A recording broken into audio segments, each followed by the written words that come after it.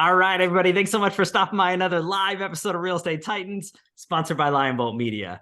I'm your host, Greg Fowler, traveling throughout the marketplace, interviewing the top professionals in our field, essentially gathering insight, inspiration, really drives and motivates these top producers above and beyond everybody else in what I'd like to consider a real estate titan.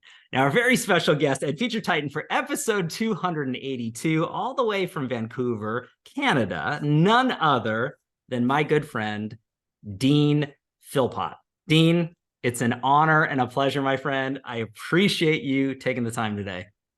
Greg, it's my pleasure. Thank you so much for having me. And just for clarification, it's Vancouver Island right next to Vancouver, Canada. So we're all together. We got it. We got it. You've nailed it now. Vancouver I appreciate Island. It, Dean. You know, shame on me for that. And again, I always appreciate the clarification. This is a candid conversation, as always, it being live.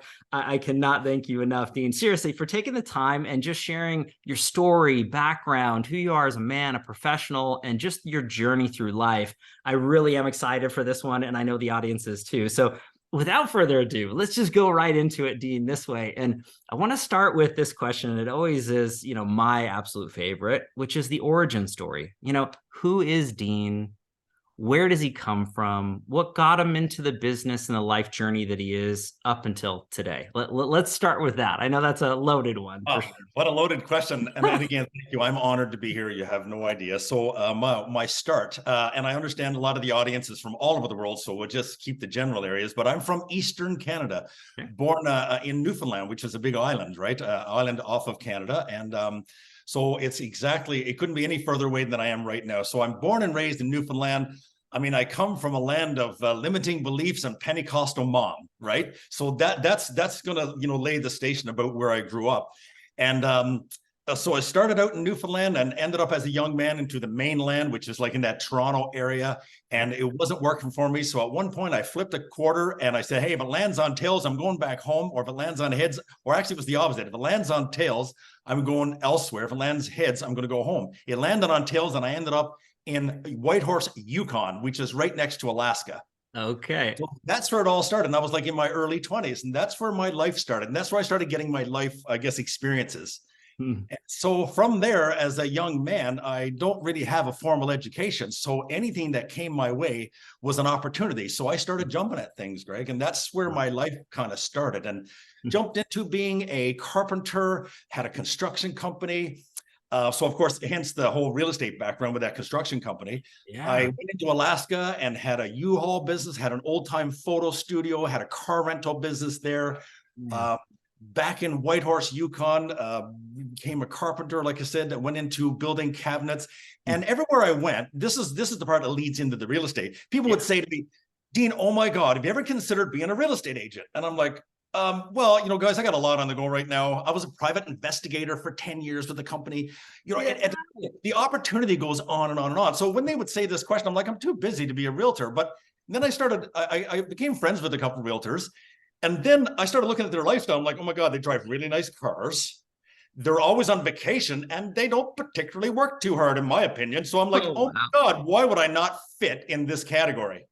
So then in 1999, I bit the bullet and I took the licensing program and I actually made a deal with the company. I said, well, if you give me an office space where I can run my other companies, I'll commit it. I'll study there all year. No pressure, right? Wow.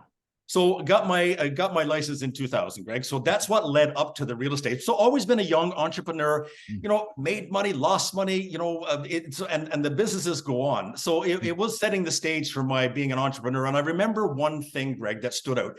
In grade 7, we're back in Newfoundland, we still had spelling exams in grade 7. Can you believe that? There you go. Entrepreneur. And I couldn't spell it. And I'm like, I don't know how to spell that word, but man, it sounds like it's a fit. And that's what's followed me.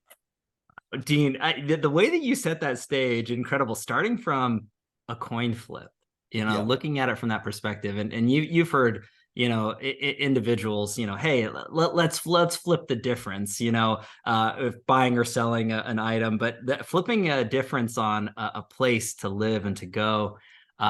What an incredible start. And again, there's no direct path into real estate. You have so many career ventures along the way, learning experiences and perspectives to kind of lead you up to that stage. And that's why I really want to hit this home with everybody who's tuning in. There's not a one size fits all. There's not one clear cut path. Very few people on the show, if any, have said someday, you know, when I'm older and I'm all grown up, that's it. I want to be a real estate professional. It's there's trial and error along the way to find that path to it, Dean. So I love you setting the stage here. So let's talk about 2000. So you're in 2000 now. You're licensed. Where do you go from there? Okay, started with the brokerage we all know, Century 21, and I was there basically for 5 minutes, and it just wasn't a fit. Although they had housed me for that year, you know, to come in and do my license, you know, it just wasn't a fit. So I said, okay, I'm just going to jump ship right away, and that was year 2000. Just had my license, and then I went to our other brokerage, Remax of Whitehorse kind of thing, you know, Action Realty, and I thought, okay, now I'm with the big boys. I am going to hit this out of the park, and they were, you know, they knew my energy from all those years of having those companies, and so you know, I was building relationships over those years. And oh my gosh, Greg, 0 sales in 8 months. I went to Remax and I was supposed to be, I was brought in as the new heavy hitter, and I did 0 sales in 8 months, and it blew my mind. And I had said, so I was said to my second wife by this time, a lot when I'm there, we don't need to go there, but so my broker says, Dean, what the hell is going on? And I'm like, my Vivian says to me, she goes, Dean, we can give this 12 months, but my gosh, what are we going to do? I'm like, oh my goodness. So I was at that stage where I was paying attention to everything that was being said and grasping at straws. 8 months. And I was a very energetic young kid, and I couldn't put it together. So I went to a seminar out somewhere else in Canada, and I came back with 3 ideas, Greg, and I thought it revolutionized the beginning of my career. And that's where it started.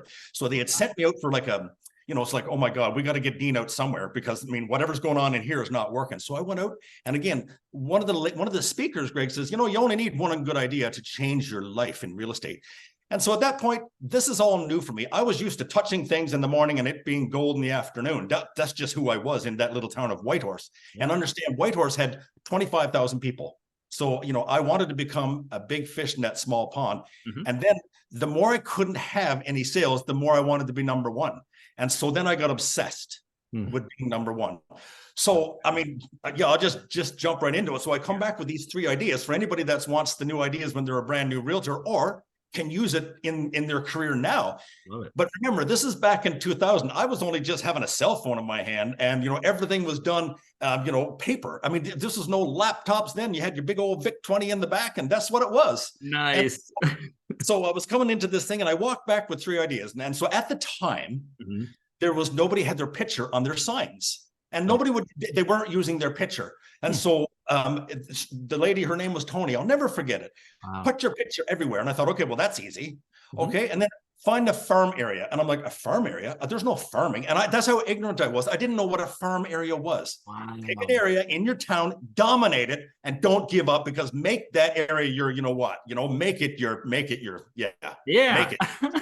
And then the last but not least was find a hook. And hence, you know, we're going to talk about that. So I come back from that conference, and I started implementing all these things. And I knew I was on the right path, because everybody in the building was saying, you are one crazy kid. Don't spend your money and your time doing that. And so again, put my picture on the signs. It started happening.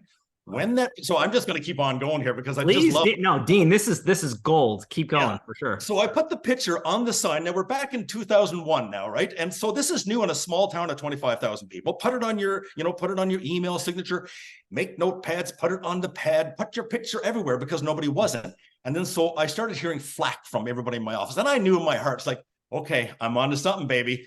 So when that started happening, I started a farm area. I picked a little area called Riverdale, and I don't know, it had 400 or 500 houses. And so because my picture had my sign, people were walking into my office going, okay, I don't remember who it is, because I was looking at his picture and he's bald. So whoever the bald person is that owns this listing, I want to talk to him. Wow. Okay, so then I started happening. And again, being a man from back east, you know, sometimes we're not all that bright.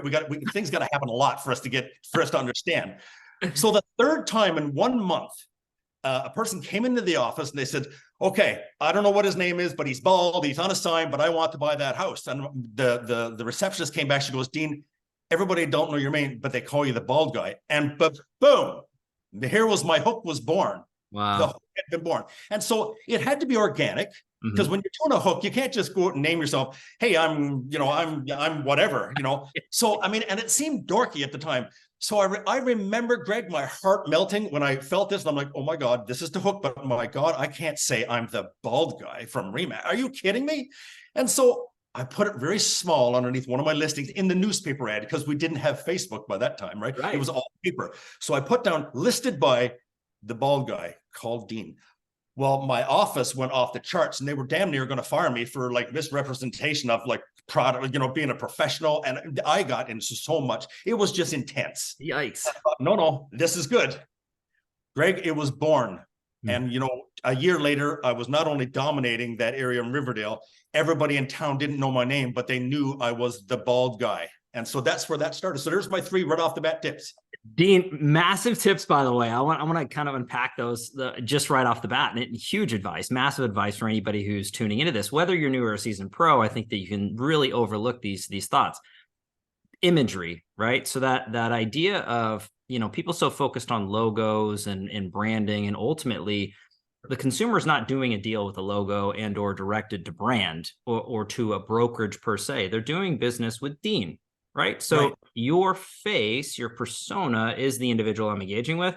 Massive opportunity to then put your brand or your logo, which is your face, in the places that matter. So I think that physically and digitally, that makes a ton of sense. You look at it from a standpoint, which I love this in and of itself. When people say, you're crazy, you're doing these things, when others are not focusing in an area, but you decide to go somewhere else, that's where the most level of capability and disruptance can be, and the most growth for scale. When everybody is going right, you go left, and vice versa. I think that that's huge advice for people to pay attention to trends, what the masses are doing, try to find different ways to go about it. You having a hook, Dean, it's not easy for people to do that. And initially, as you had stated, oh, I don't know if I can, but what an awesome thing. Organically, you said in 1 month, 3 people had addressed you this way. Hey, if it's natural, make it happen. I think that that's just the way to go. So massive advice right off the bat. I think looking into your persona, your individual brand, and your message, I think that that's a crucial way to go about it. But not everybody is as fortunate as Dean to kind of position himself that way, but you can do it now. That's the idea. This is great advice for sure. I believe that in my heart. It's about be who you are to what you do, and you'll always have whatever it is you want. So I believe, that fit with me. I had to sit with it for, oh my gosh, like days. I'm like, oh my God, Dean, are you really going to do that? And, and then as, we're going to talk about, I'm one guy with 2 careers. In my second career of real estate, when we talk about that in the second half, I was able to take the same branding and not only do it again, but do it in a different province. And so I was able to take that out and move it into a different part of Canada, and it went again. So again, this is what I want to encourage people. It's like, you come up with your hook, it's with you for life, and you can scale it and take it with you, baby, right? This is my thing. And Dean, the fact that it wasn't just in one area that you took and then moved, and that's a concern of a lot of real estate professionals. What do? I build up a database, a sphere of influence, or a notoriety in a certain area. Am I starting over? Am I starting from scratch? The way that I look at that is, you're not starting over, because you compound all the information and the utilization of your career and your mind into that new area. So instead of starting from the beginning, you've got a head start in any geographic location. And if you did it once, you should be able to do it again and again 100%. And again. 100%. So I love that mentality. And there's lots of people that have negative tendencies to limitations. They're only on ourselves. And obviously you don't live that way, Dean. You don't have that. But I want to go into the next part. So you've really developed this. You were at Century 21, at Remax. You're really ebbing and flowing. You're building the business. What are the next steps in your real estate career from there, Dean? Okay, there's this is the part, Greg, where it becomes I have no regrets in my career. It's going to start deep when we start that. There are no regrets, because what I'm about to talk about next, I wouldn't be this human that I am today unless I had to go through that. So when I look back and think about what went down, this was part of my allotment in life. And I know, the big guy upstairs looked down and goes, okay, this kid can take it, and this is what we're going to do, so he can be that person when he's 56 years old. Well said. So I had become obsessed. I talked about, like, Greg, we were the poorest family in my town, and I didn't know this. And I didn't know this is what drove me when I was a kid. Wow. I didn't realize that when people brought us food on Sundays, that they didn't do that for everybody. We were the poorest family. And so I didn't know when I was getting into business and being driven, I didn't know that's what was driving me.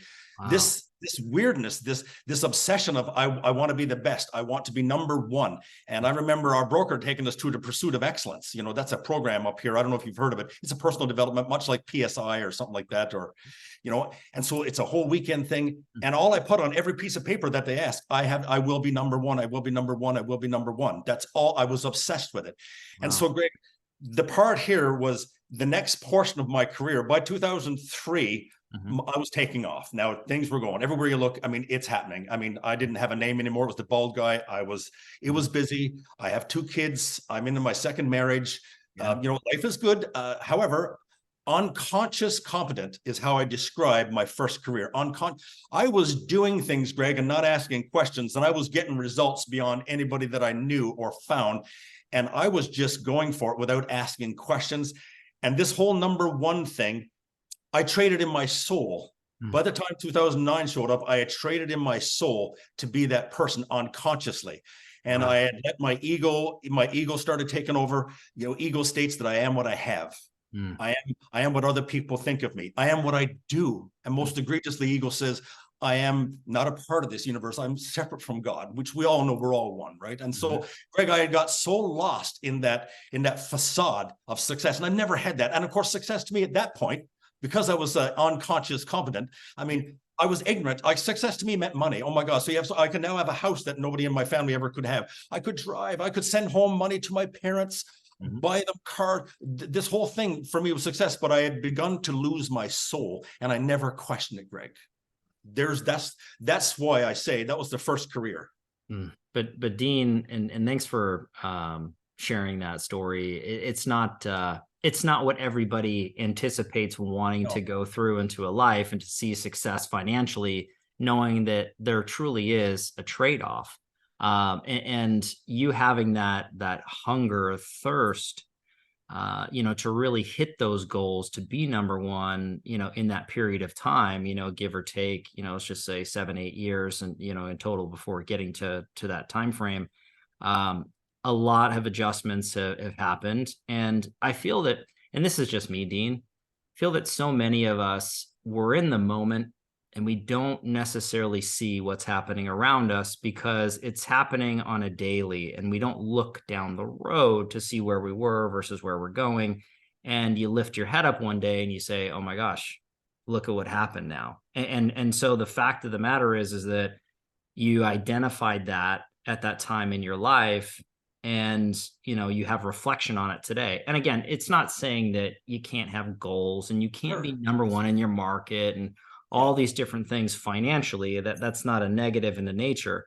But I think, at least I don't want to put words in your mouth, Dean, but where you're coming from is that there's a way to reflect and to be in those moments to understand, what am I really doing? Well, what's really going on here? I think it's being self-aware. But let's go from that point though too, Dean. So it's 2009. You're in this spot. You're killing it financially. You're hitting all the goals. Where are you now? Yeah. So, Greg, this is the part where I don't remember. I probably don't remember. I went through my second divorce in 2008, and I remember, what I do remember is that, you know, my beautiful wife just says, you know, Dean, we lost you. And I remember that, and that was hard. So I thought, I'll do the only thing I know how to do, and I'll go back to work harder, and I won't have to deal with this. So that's what I'll do. Sure. And so I remember taking it up a notch, if that was possible. So I was just completely, I mean, and now during all this, Greg, there is one thing. I mean, there was nobody I didn't have the person in my life to say, Dean, you're out of control, man. And let me give you some examples. Like out of control for me was like, I could be at my kid's soccer game. I'm at Reed's and Kate's soccer game, but I was I was writing contracts for people. I did more business at the kids stuff. It was great. I mean, so I just thought, well, I'm there. This is all I can do. I go for breakfast, and I did, during all this tumultuous, horrible period in my own personal life, there's one thing that holds true. And I'm a great dad. That's probably one of the greatest things I am in my life. And so one of those things was the kids were always number one to a certain degree, like I never, set the habits, because I guess unconsciously I knew that, well, I don't want to lose the kids. And by this time, my first wife was in the past, and I'm just, doing second wife with my kids. So it's like, hey, I'm the guy with the kid baggage, kind of thing to sort of look at it. So I want to be the dad. So I created the habits with them, took my little girl Katie out, held her door every time. So, anybody that's listening that are single dads, I'm going to tell you something. There's power into creating a few habits, even if your soul is on the way to going to hell because you want your career so bad. Sure. But going to those soccer games and writing contracts and taking names, and I could be stopped at a set of lights and write a contract from a guy in the next car. That's how intense this was, and it was great. I was, by nature, everybody thought I was the most fun-loving guy. That was the whole thing. Sure. However, approaching 2009 now, second marriage. Greg, this is the part that's a little uncomfortable, and I'm good because this is what I feel is important, because by this time I wasn't sleeping. So by the time 2008 rolled around, I knew I was going back to work. Mm-hmm. I just didn't want to deal with anything. So I couldn't sleep. So I started this, this beautiful little sleeping pill thing, and that just started. And then during the daytime, well, I couldn't stay awake. So then there's another pill for that too. And so then there's another one, and there's another one. And then, Greg, before you know it, I'm introduced to the family, that people know there's a family of Oxy family out there. And so by this time, Greg, there's and I don't know if it was a dependency or a habit, or it became to a point, Greg, where on February 9th, 2014, I kissed myself goodbye in the mirror, and I wasn't myself, Greg, for weeks and months. And I got out of bed. I looked like the episode of Tony Soprano with the beard on, and he was just wandering around aimlessly. And Greg, by this time, I had overpromised, underdelivered. This was not who I was as a person, as a human being. I remember not having the connections with my kids anymore. It got to a point where I couldn't function. And I remember one morning, and I know it wasn't me, and I wasn't myself, Greg, and I got out of bed one morning and I said, I can't do this anymore. And so I gently walked over to my dresser. If I'm looking at my bed, it's on the left, and I stood in front of the mirror, Greg, and I actually kissed my lips and said, hey man, we had a good run. It's all good. And Greg, I took this combobulation. I took this combination of everything I had in me. And I remember putting in my hands like, I just don't need this anymore. I can't do this. And Greg, this was so not me. And Greg, when I did this, I couldn't get it to my mouth. I couldn't get it. And so my hand shook and I watched it, and I'm trying to get it in because it's done. Wow. And it took it right over the toilet, and it turned it over, and it emptied these medication things into the toilet, and I collapsed on the floor. Wow. That was my defining moment as a human being of why I'm now on the planet. I called for help. I called my neighbor. She came over. I started getting some help. And that's where things started to change, Greg. And so when I look back now, I believe there's so many beautiful human beings as realtors out there. And guys, this happened not because I'm not a nice guy. I'm a beautiful human, and just like everybody else. Yep. I got lost in all this stuff, this weirdness, this buying boats. Greg, I took my kid to Disneyland, came back with a new yacht. I mean, who does this? I needed some therapy. So I was driving in and I called some dealership, and 4 months later, I have a truck showed up that I didn't know I ordered. Greg, I was out of control. And I was not used to money. Remember being so poor? Yeah. Having all this money coming in, you're making $600-700 grand a year. It's like, it was just thrown at me so much where I didn't know what to do. So I just did the unconscious competent thing. Wow. Buy what I thought everybody thought I should buy. And Greg, I got lost. And so here's a moment of definition for me. Mm-hmm. When my friend showed up, in between the time when I collapsed and I'm lying on my floor, I made a deal with God. And I remember looking up and going, I can see the cedar ceiling now, and I can see the window overlooking the trees.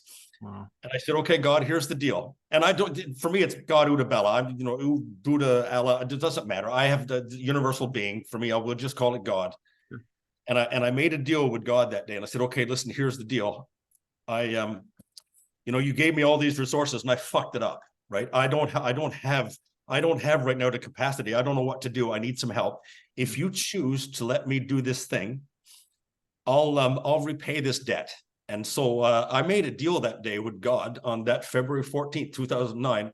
And I made a deal and I said, listen, you saved my life and I'll come back at some point and I will give back whatever you want. Like, just let me know. And so, Greg, that's where this path started from then. That's the new path. Dean, words can't describe the emotions that you've really shared with everybody here. And I know that there are so many people tuning in live with us or that are maybe listening or watching after the fact, truly touched by the fact that you were humble enough, gracious enough to share that story and that part of your life, and not a great part. But in turn, taking that experience and learning and changing and morphing and growing from that, I think that the big takeaway to me is that, not necessarily looking at it from a standpoint of what others think of us or doing or taking actions based off of others' opinions or perspectives, living a life by design. It's never too late. I think that that's a big importance for people to take away.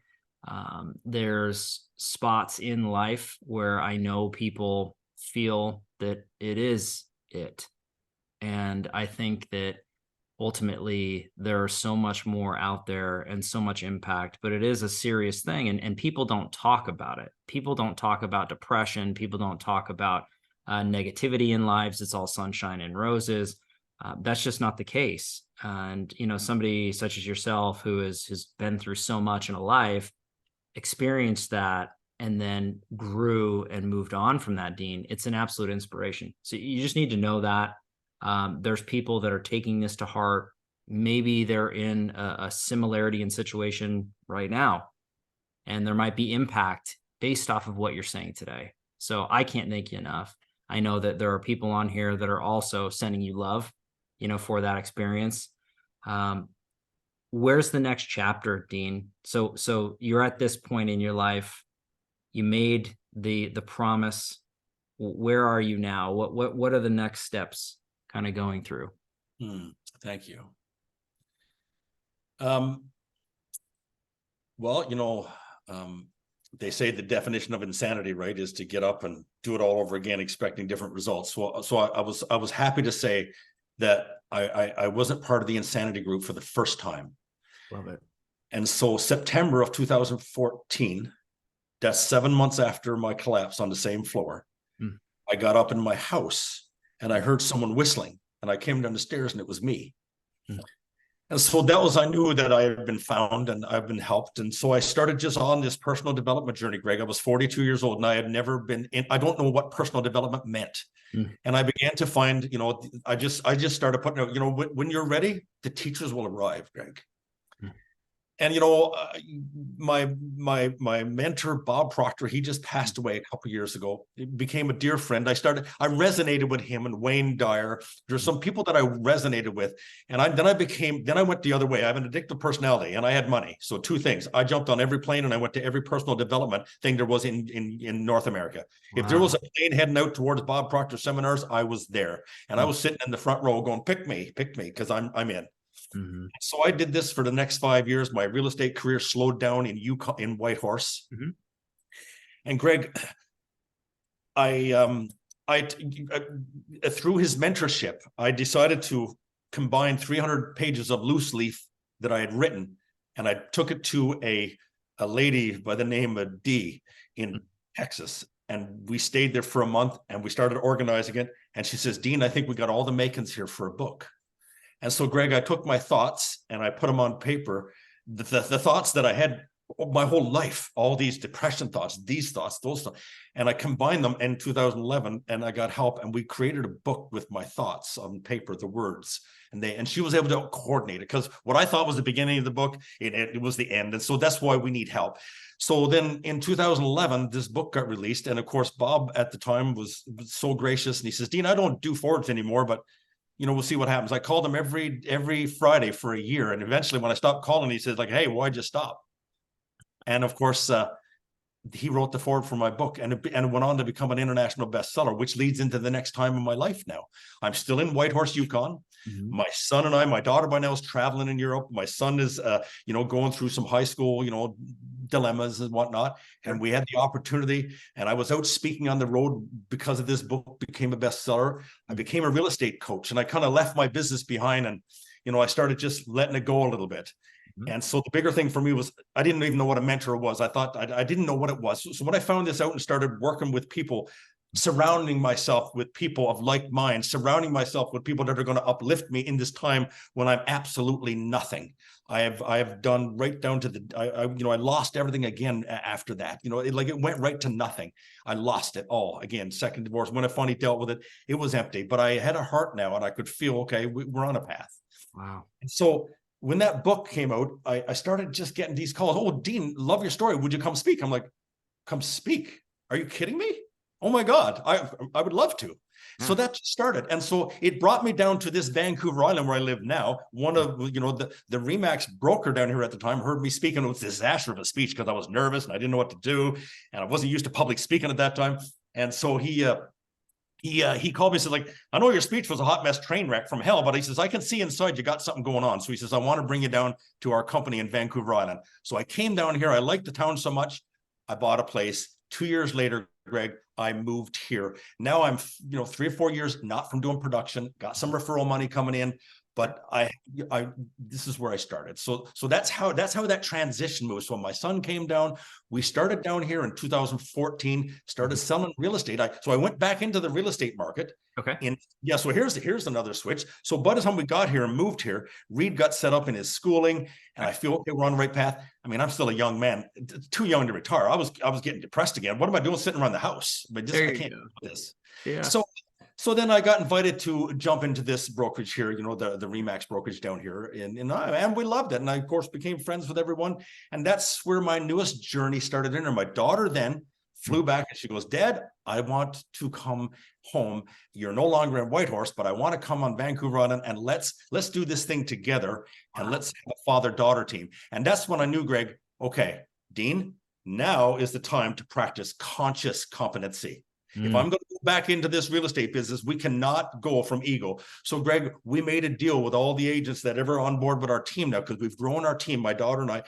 We're a heart-centered group now. This cannot be about ego. This is our standards. If you're going to be part of our little bald guy group, let the ego go at the door, because I've been there and I can't watch. I will not. This is going to be, I have to be a good steward of what God gave back to me, which was my life. Mm-hmm. So I had lost my soul and now it's my time to regain it and put it out there. Wow. And Dean, as you're going through this, I want to backtrack to the book in and of itself, and that kind of really shifted and changed kind of trajectories once again and different paths. So, are you talking about stop wishing, start winning? Is that correct?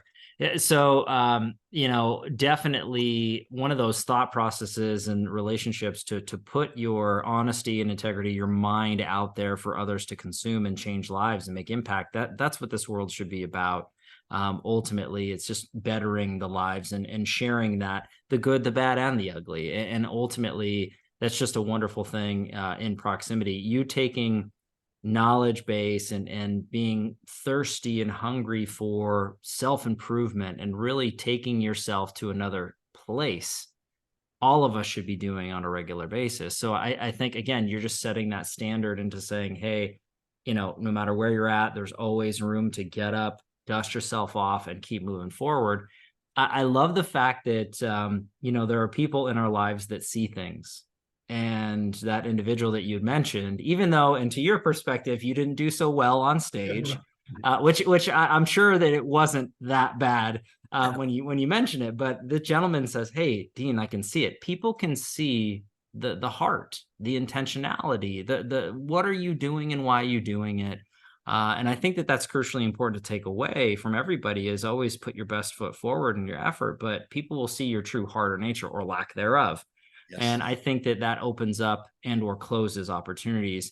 What was it like when your daughter reached out, Dean, and that conversation kind of diving, deeper into real estate with one another? What were you thinking at the time? I mean, because I'm a dad, I mean, I'm thinking to myself, gosh, how cool would that be if my daughter wanted to work with me? And you know what I'm saying? So what was that like? Well, I guess, the the feeling was overwhelming that I guess I feel so blessed because they could have went so many different directions looking at my path, right? And I think my kids see me for my heart and not about the mistakes I've made, or I'm still dad. And when she came back, from her traveling, and she just says, I want to be down here now with you. I mean, because again, this is what it's been. And so my son was here.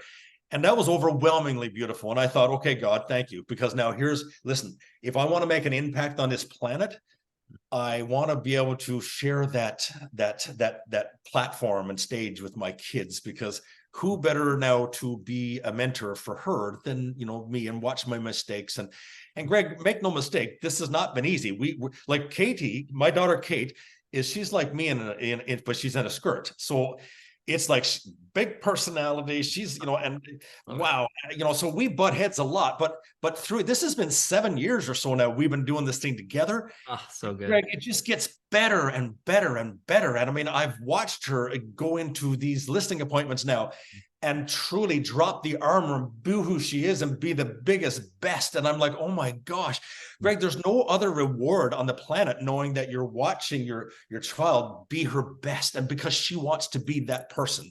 And then my son is in the same neighborhood. We all live in the same little town here. I love it. This is without my kids. I come back and say, wow, I wouldn't be who I am today, right? Just like all these real estate experiences made us who we are. Yeah. But having that feeling of Kate coming back here and then starting our business again, wow. And we started with that brokerage that I talked about, and it soon led into a part where it was really evident because of my new shift. Let's talk about that. Like, here's the Dean 2.0, 2016. Sure. And so we got in here, we got our feet wet. I only knew one man in this town when we arrived. I knew one person.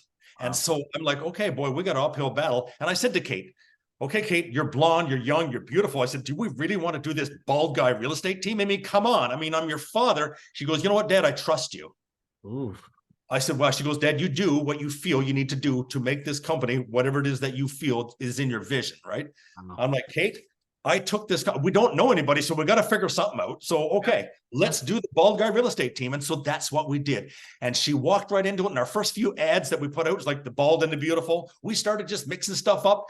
And Greg, it just organically unfolded. And I tell you, like back to knocking on doors. We didn't know anybody. We got to know the neighborhood, walked up and down Main Street. Hi, my name is Dean. It's my daughter, Kate. We're selling real estate. We're with it. So that's how we started. And so that's how we've become who we are now. But it was really evident, like we didn't fit in the mold of the brokerage. And so it was like, this is not working for us. And I'm like, oh, wow, what's not working? Well, you're gonna need to do this. We're more corporate. And I'm like, now that was my first thing. Normally, Greg, I'd have done, okay, whatever you say, I'll do it. I'll just go. Wow. But I had to, it took me right back. You talk about the blessing of having some of those past traumas, because it took me right back. It's like, oh God, no. I will not be who I'm not. I will not be something that I'm not. I will not turn into something I'm not. Love it. So, and at the same time, well, then there was, we started getting introduced to some other brokerages that were coming around. And so we decided to switch it up again. And so, so that was a huge one. And of course, when I tell you how this all falls in place, it'll make sense. And there's no mistakes in this life, Greg. There's just not. I mean, I've had to learn how to accept everything for what it is. And sometimes that's a bit difficult as a person who's rebounding yet again, but knowing that I can make this happen, Yeah. And Dean, as you're going through that journey, and again, I just love the way that you're able to weave words and tell that story, putting us right into that perspective and time of your life.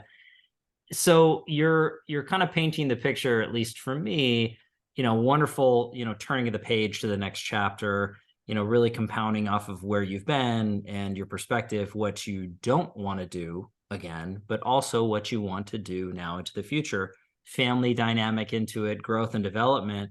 But there's something that just doesn't quite work in this stage or chapter of your life, which is the brokerage. And again, I always say this to anybody. I'm always naturally curious, and I think the audience is too, why someone makes the determination or decision to change a brokerage and to reevaluate their current surroundings or situation. So Dean, from Remax, where you're currently at, where did you go? And why did you go there? What was your kind of putting yourself back into that thought? How are you determining that was right for your stage and that chapter of your life? Well, I mean, again, I've been learning. I still am learning to breathe in these ideas. Okay, where does it sit? So something wasn't working. And I mean, and again, it was a great place. People are beautiful. I mean, it just wasn't the thing. I mean, so because I have nothing but, I mean, I learned lots, did lots of good business. It was good, but there was an aspect that wasn't fitting this new Dean 0.0 that wanted to be really going out and being his most authentic self, and especially being able to teach my kids. So that's what wasn't working. So, our assistant at the time, who turned into be a real estate agent after, Heidi, she's very detailed. And I said, Heidi, I want you to take every brokerage that's on Vancouver Island. Let's dissect the hell out of them. And like, where do we end up? Wow. Okay. So I just know we got to make a change. In that same era of time, I had a call from a good friend of mine, from another province, same old brokerage, said, "Hey, Dean, there's a new model I just called EXP." And I'm like, "Dan, I don't have time right now. Listen, we're looking at all this. So I just, Dan, this is good, but I'll look at it when I get a chance." So inundated with emails and stuff like that. But however, the time came when Heidi came back to me. She says, "Dean, I have a plethora of information. So, hey, have at her." She goes, "We're your humble, she's like, we're humbly with you, whatever you decide, but we'll do it as a family and as a team and, everything else." And so at that time, I got on my boat. This is in September of 2018 now. So we're bumping time up. Yeah. Real estate. But September 2018, I just bought a new boat. And so I said, "Oh my gosh, what a great business expense. I'm going to go away and think about business." So off I go. So I took my boat from the Vancouver Island area and I took down to a place called Friday Harbor in Washington. So just outside of Seattle kind of thing. And so as I'm tying up my boat to the dock, this is my goal now, is to go in and research all these 7 or 8 companies. Okay. So good. So I'm on this thing, and EXP happened to be one of them. There was Royal LePage. They're all there. So as I'm tying up my boat, there's another guy pulls up his boat. He helped me and I helped him. So 2 days we're sitting on the dock, Greg, and we just started BSing with people, and just, just camaraderie of the dock. And Greg, I've never been one of the person that walks up to a person, "Hey, what do you do?" I think that's the lowest form of conversation, to be honest with you. If I like you, I'm just going to engage with you because of what I'm vibing out with you. Sure. And so it was the same with that guy. And so we never spoke for like 2 days about what we do. And so, end of the second day, he's on my boat. His bride is with him, and we're sharing a glass of wine. And eventually I said, "So Glenn, how do you express yourself to the world?" He goes, "Oh, Dean, cool." He says, "Back in the day," he says, "I used to work for Keller Williams." And he says, "I started the new little company," he said, "called EXP." I'm like, "Shut up. Shut your mouth right there. Shut up." I said, "Are you kidding?" I ran behind my couch. I took out this plethora of information. I'm running through it, go, I said, "I'm studying your business model on this trip." He goes, "Put it away. Let's chat. What do you want to know?" Unbelievable. And that's how I met the owner, and we remain friends to now. Glenn and I were on his boat this summer. He's a beautiful human being, and he told me where this business model came from. He goes, went through all that 2008, and he says, "All these realtors are such beautiful humans," but he said they put themselves last. And he says, "You're only as good as your last paycheck." So he says, so I want to build a company that the real estate agents don't get lost. We're not going to end up at the end with nothing, because Greg, you're not a realtor, but the point is, as realtors, when you get to the end of a deal, we'll make anything happen. It's all about what we give in from our heart center. We'll give away our commissions. Everything's like, we want everybody to be happy. And so unfortunately, a lot of good realtors are not good business people. So they end up at the end of their careers with absolutely nothing. And then, so they're still working when they're 80s. Glenn's like, "Screw that. I'm going to produce a model that everybody's taking care of, and this is how I'm going to do it. So when I finished with him that 2 days, I'm like, Glenn, done. I never read another thing. I came back here, and February 2019, we joined this new business model called EXP. And Greg, it's not for everybody. It helps us, and it's got these different aspects. Now, and the reason why I wanted to jump into that is because it ties in the deal that I made with God back in 2009. Mm-hmm. When I joined EXP, Greg, this was an opportunity. How many people are on the planet? Glenn and I met at that point that day for a reason. And if I had not met with him, I might not have been there, because who knows where I'd have ended up. That was no mistake, Greg. And when that was so serendipitous, on my way back, Greg, guess what happened? I was hit over the head with a 2x4 by God. And he said, hey, here's the deal. You made a deal with me, Dean.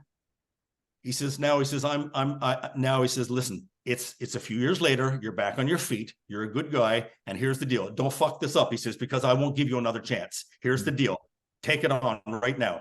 And he says, if you start earning revenue share through that part of the business model, he goes, that is not your money. He says, that money, he says, will go to what it is that you said you wanted to do on the planet. You said to me, listen, get me out of this mess and I'll give back in whatever form it is. Yeah. And Greg, that revenue share that comes in, because I've attracted some other agents, and this is just the way it's a business model. It's Robert Kiyosaki's 21st century business model by Glenn. And so, I've just been me. A few people have come up and asked me. They've happened to join. Some do, some don't. Greg, I have some revenue share coming in, and it's the thing that I'm able to give back with. And of course, with that particular revenue share, Greg, I was given a vision. And the vision, Greg, is I purchased a piece of land on a southern Gulf island called Gabriola Island, just 20-minute ferry ride from Vancouver Island. It's a Gulf island. Greg, I got 15 acres on a mountain, and it's raw land. And I was able to purchase it from the stock options that I had with EXP. And now the revenue share pays the mortgage. Greg, the vision for this property is to build a retreat center for burnt out realtors and the world, not just burnt out realtors. I want people to come, Greg, and recapture themselves, or when they're at that point, Greg, instead of putting their hand to their mouth, I want them to know that there's a place out there. Okay, I fucked up. Okay, good. I have a safe place to go, that I know that they've been through what I've been through, and through the love of therapy of animals and some many different treatments that we'll be able to provide, Greg, to bring people back to life so they don't have to do that right at the end. So, Greg, that's what this is about. That's why this business model is important to me. Dean, I want to definitely stop there, because I want to dive deeper into the ranch and everything that you're mentioning there. But we got to talk about the serendipitous nature of you and Glenn, and the just the boats and the travel and the opened conversation with a complete stranger, getting to know one another. And what a beautiful story, if you think about it. And I agree. People are put in and out of our lives for a reason. I don't find that to be just happenstance, that all the stars are aligning. Think about all the little steps throughout your life to get you to that particular point.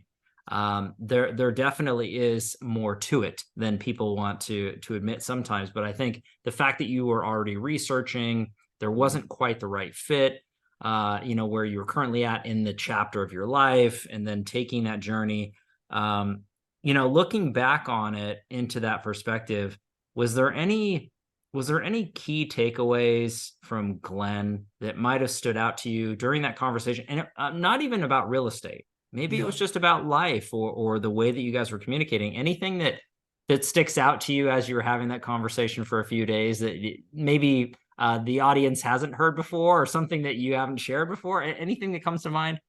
I mean, what continues to come to mind is the humility. Oof. Is the humility and the authenticity. I mean, it couldn't have been ever planned that I watched the guy for 2 days, and of course we're parked right next to each other.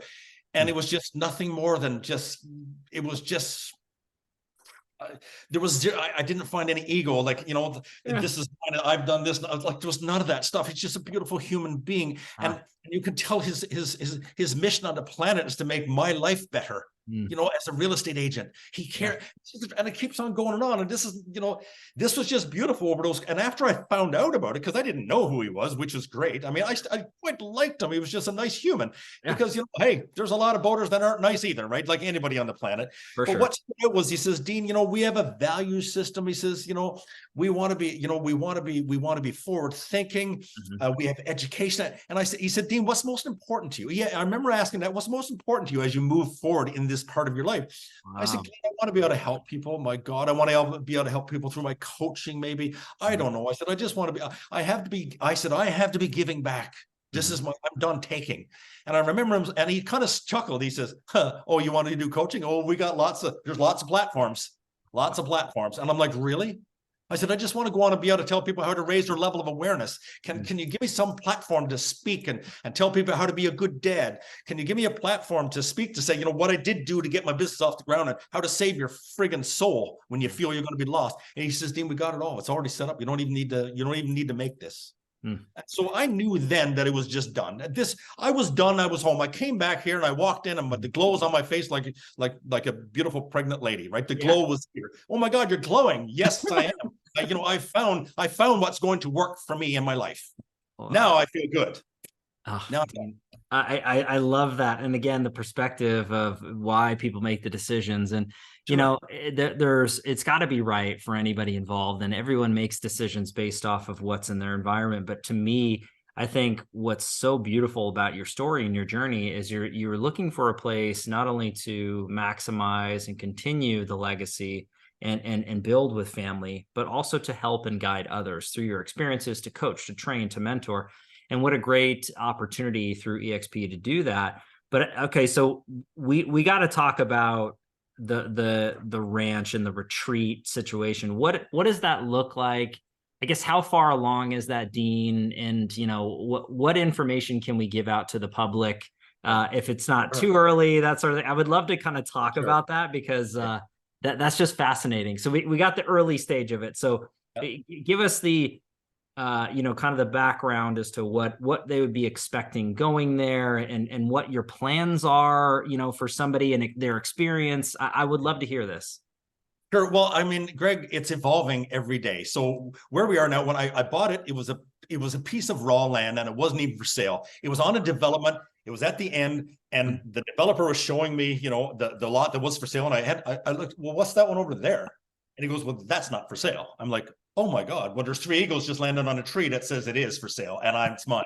And he goes, oh my God, I've never seen 3 eagles land on a tree. And so then I started sharing. I said, listen, I need a piece of property. I want to be able to bring my, you know, my closest people that have gifts in my life, my friends who can share their gifts, and the practitioners in my life that want to, you know, help me. I want to be able to create a space. And I was telling the developer, Don, this, and he goes, well, that's good, and we're always looking for those people on this kind of land, but that's not for sale. 4 months later, he says, Dean, oh my gosh, I support you 100%. So he sold me the land.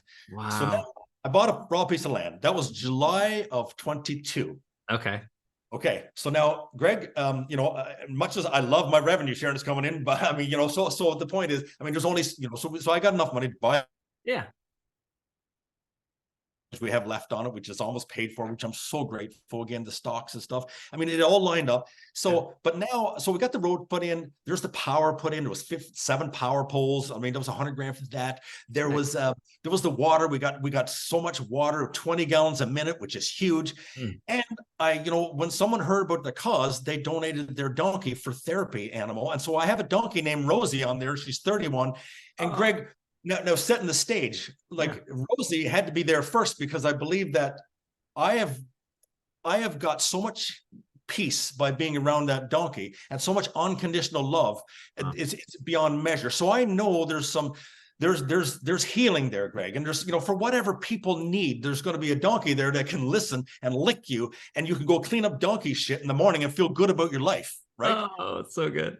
So then the plan, and again, so this is the part where it's unfolding, and I don't really have all the details, but my gosh, what I do know is that I want to create a space where the human can come on the property and just feel that they can let go and not be judged, without judgment, just to come on and go, listen, I need help. And so when we decide what that program might look like, we'll have practitioners. We'll have a 10,000 square foot facility with 10 treatment rooms. You know, we'll have places they can go to either do, you know, sound therapy, force bathing. I have one of my friends, Shelly, who, you know, she loves doing force bathing.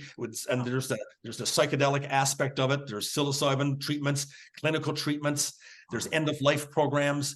You know, just come one, come all. I believe I want to create a space, Greg, for people to come in and just have a sense of going back to themselves and to allow themselves to feel again and not be attached to everything else in the world that's taken their time. I want them to come back. I want them to come back and feel their own heart center, Greg. This is what I want. And when we do that, Greg, they'll leave and they'll know how to navigate the newness of their life and integration. And would there be better dads, Greg, be better realtors, come back and be a better team leader, come back and give and understand that it's not all about me. This whole world is about all of us being one. Greg, that's what I want. Dean, that is a massive, impact into nature. And I think that as anybody who's tuning into this with us right now or after the fact, high performing individuals, entrepreneurs, real estate professionals, there's lots of pressure. There's lots of stress that's involved in certain aspects, if not many aspects of life and growth of business. And to take the time to find a place to come back to center, to recharge or sharpen the axe, as they say, I think is a beautiful thing, Dean. And the fact that you're putting this together in such a picturesque sort of setting. And as you mentioned, Rosie, that to me just puts a smile on my face. I mean, who doesn't love animals? And I don't know, for whatever reason, for me, I'm a big fan of ducks. I don't know why, just the nature of just peaceful on just a simple still pond and seeing ducks just kind of floating along almost effortlessly, but you know that there's movement down below. There's something about that connectivity in nature to animals and nature to really bring you back to center. So I love the fact that you're doing this. Do you have any time frames, or is there a way for the audience to say, hey, Dean, I want to be a part of that, or, I want to know when that thing's ready to go? I guess what's the best way for people to get a hold of you, to connect with you this way, to learn more on a business side, a personal side, and everything for what you're doing for the ranch? What's the best way? Sure. Well, the ranch is called Rebel Free Ranch, REBIL. Okay. Rebel Free Ranch. So I've just started our Facebook page again. Everything it's like drinking through a fire hose right now, and running our business in real estate and going over there and coming back. But I'm surrounded with people that are helping me, Greg. And so dean@thebaldguy.ca is the best way to get a hold of me for any of this. But the time frames, I mean, it's right now. To be honest with you, like I've invited people over already to even do work on the ranch and like be part of this thing. Like, I built a 20-foot yurt. So we put that on the property. And so there's been some journeys going on in the yurt. It doesn't. And so I was one of those guys that, well, it's got to be all finished before we can do anything. And so what I'm learning, Greg, again, as the universe, comes back and says, Dean, it's not about the destination, it's about the journey. Ooh. And I'm like, oh my gosh, wow. So at this point, I mean, I'm just cleaning land. We're preparing. I know where the facility is going to go. We have outhouses, but we have power and we have water and we have a little cabin there. And so, for anybody that's even around and wants to just join and just come over and go, well, listen, hey, I got practitioners ready to rock and roll anytime for anything that's going on. Come here and be part of the journey and just help clean trees and have bonfires and tell your story, so it starts today. But the facility part, I'm thinking we're a 2-year window before we're out. We got programs to invite people in to fly in. Oh, and for all those super rich people that's on this, like we're having a helicopter pad put in. Wow. Like it's class act all the way. And I say that it's not posh, it's from our heart. But I know that, when people get up in the morning, Greg, they're going to have a beautiful surrounding and they can walk up and get their eggs for their breakfast. We have a greenhouse being built. Anybody knows about greenhouses? Help me. I don't know none of this stuff. I don't know anything, but I know this is where I'm supposed to be. That's Dean, what I know is I'm honored that you took the time today to really share this story. What a beautiful journey. You've laid, every aspect of the life out there for everybody to take consideration and love and perspective from, myself included. This has just been such a journey, and yet there's so much more to come. this next chapter as you're unfolding, Dean, I can't wait. I can't wait to see what else you do and who you impact along the way. This has been phenomenal, my friend. Anything you want to say to kind of wrap up this episode? Any final words of wisdom before we finish up? I prayed before this session. I said, listen, here's the deal, like, let me separate myself from what should be said or shouldn't be said. Let's just let it unfold organically. And my goal, Greg, today was to be able to help one human out there that's going to say, oh God, there's another person that I can relate to, and we don't, there's other ways, and still, we can have it all, and we can have balance and equanimity. And so that was my prayer today before we started this. Like, okay, God, just let it come out the way it's supposed to be. And Greg, you were the man to do this with. So thank you. Like what you do and how you structure life and help people. I want to say thank you for having me, and thank you for Chuck for introducing us. Right. So, I mean, I'm one of your biggest fans. So thank you. Thank hey, you. The feeling is mutual, Dean. And again, this is a two-way street as always, and to have beautiful conversations for somebody who's really showing the characteristics and the humility and the expertise and knowledge base to really just weave those words, Dean.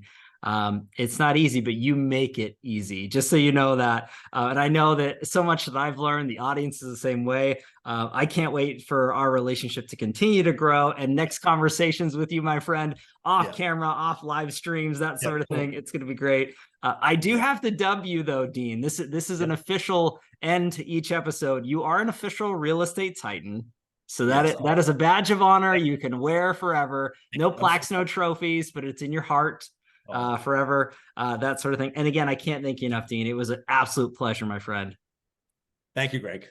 Oh, gosh. And everybody, thank you, as always, for your time and attention, your love and support. If you like what we're doing with Real Estate Titans, don't forget to like, subscribe. You do know what to do at this point, but I have to say it anyways. I do want to give our sponsor a quick shout out, Lion Bolt Media. If you are a real estate professional looking to grow and scale your business with leading edge digital marketing, visit lionboltmedia.com. Now, we're live here on Real Estate Titans every Tuesday afternoon, a different Titan, a different location. Catch everybody on the next live episode of Real Estate Titans. Take care. Thanks, Dean. Thank you.